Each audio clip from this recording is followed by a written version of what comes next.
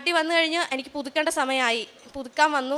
പുതുക്കിയപ്പോൾ ആദ്യമായ അച്ഛൻ ചെല്ലുമ്പോൾ പറയുന്ന കാര്യമാണ്, ഈ ഒരു പുതുക്കലിന് ശേഷമാണ് അത്ഭുതങ്ങൾ സംഭവിക്കുന്ന സമയം. നേരാണ്, അത്ഭുതങ്ങൾ സംഭവിക്കുന്ന സമയം തന്നെയാണത്. ആദ്യത്തെ പുതുക്കലിന് ശേഷം എൻ്റെ റിസൾട്ട് ഒരാഴ്ചയ്ക്കുള്ളിൽ തന്നെ വന്നു. ഞാൻ പാസ്സായി. എനിക്ക് ഡിസ്റ്റിങ്ഷൻ മാർക്കുണ്ട് എൻ്റെ ആദ്യത്തെ ഈ സപ്ലി എക്സാം കഴിഞ്ഞപ്പം. ഞാൻ ഒട്ടും വിചാരിച്ചില്ല.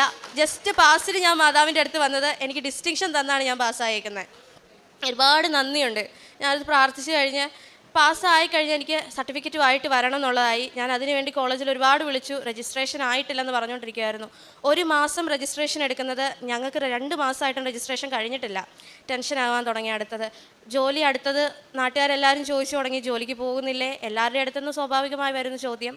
ഞാൻ ഒരുപാട് ഒഴിവുകൾ പറഞ്ഞിട്ടും എനിക്ക് പറ്റുന്നില്ല, പിടിച്ചു നിൽക്കാൻ പറ്റുന്നില്ലാണ്ടായി. ഞാൻ വീട്ടിൽ തന്നെയായി, റൂമിൽ അടച്ചിട്ട പോലെയായി, ഡിപ്രഷൻ വക്കീലായി ഞാൻ.